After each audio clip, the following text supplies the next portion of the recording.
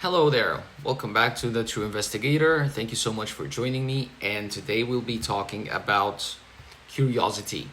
So, the fact that curiosity is very important and it's one of the traits that we lose, I think, and we share in common with all creatures. Doesn't matter if they're animals or insects or anywhere around the all creatures. Usually when newborn creatures, you can see that they have this innate curiosity. So today I want to talk about that innate curiosity.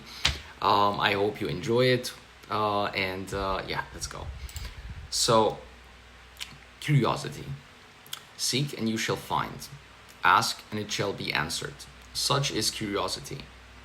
Curiosity is the shared and present in newly born of all species. It is the natural order of life. Such is innocence. Such is curiosity.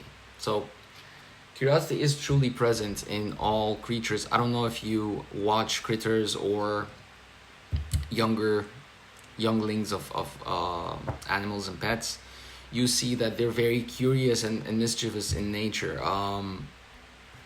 As they grow older, they kind of lose that.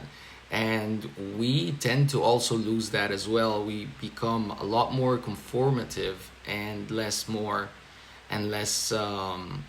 curious. So,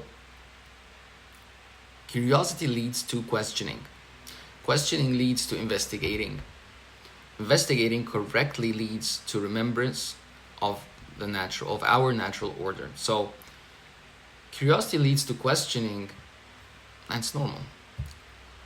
And questioning leads to investigating, which is curiosity in action. Investigating correctly leads to remembrance of our natural order, remembering who we are, how we were one day. I don't know if you heard a lot of older folks saying, "Oh, I remember when I was younger and doing this and doing that." They just let themselves go. They let go of their natural order of being curious. And in order to be curious, you must admit that it's okay to relearn, even if you know. So, just curious for being curious' sake is, I think, good enough. But you have to give it the right care and attention, so that when you're curious, you're really curious, you're interested about something, then you must investigate it correctly. Conformity erases curiosity. Conformity breeds forgetfulness. Tradition leads to conformity. Traditions are a pitfall or a ground to stand on when investigated correctly. Use doubt, use curiosity, use morals, and remember how you once were. Which is, if we look at remembering how we were, who we were before conforming to a certain idea and being kind of convinced of that idea, it's very good to double check every once in a while. I do that a lot, and that's why I'm open to conversation and I'm open to ideas, because if you're not curious about things, if you conform too much, then you will forget how you once were.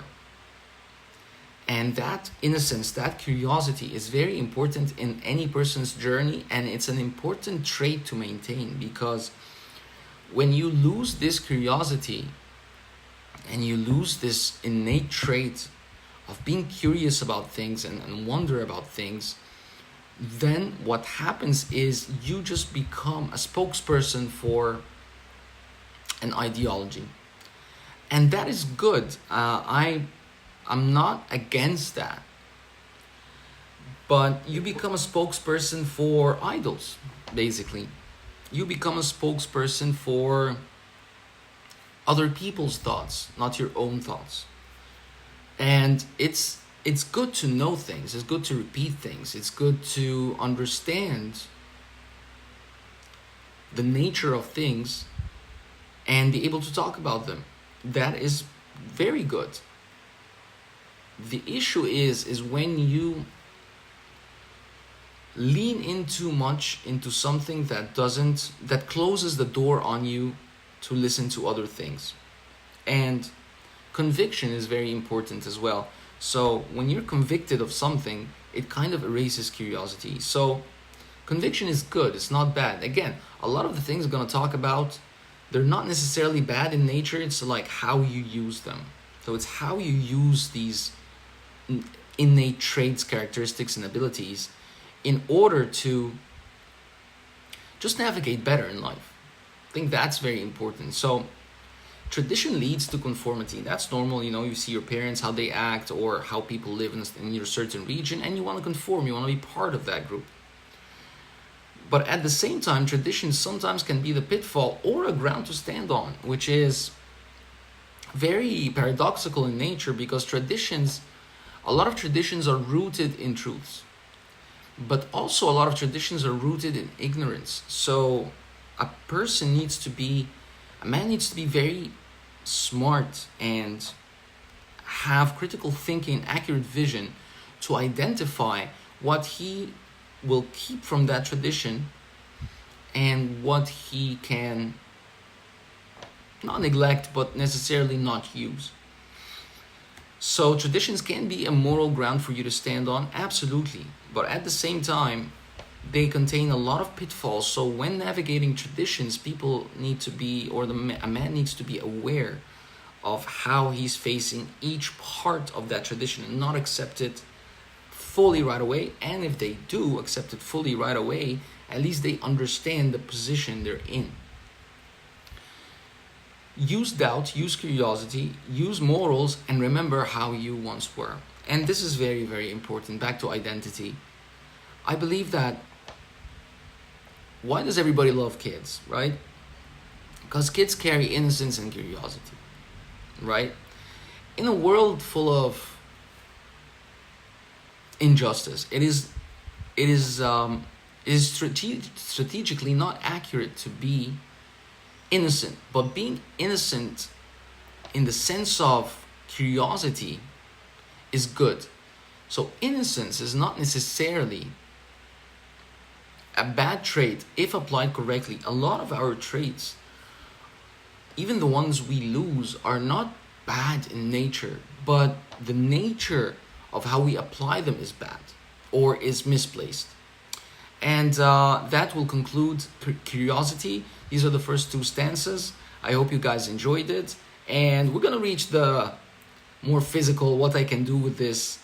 But I need to set up the ground, the moral pavement you can walk on before we lean into learning, contemplation, comprehension, humility, justice. Not just that, strength, agility, endurance, preparation, vision, the will, body, skills, persona, psyche, intent, conscious, subconscious, alignment. So all of that, we will dive into all of that, but I'm just taking you guys step by step. I hope you enjoyed it. Thank you so much, and I'll see you on the next one. Take care.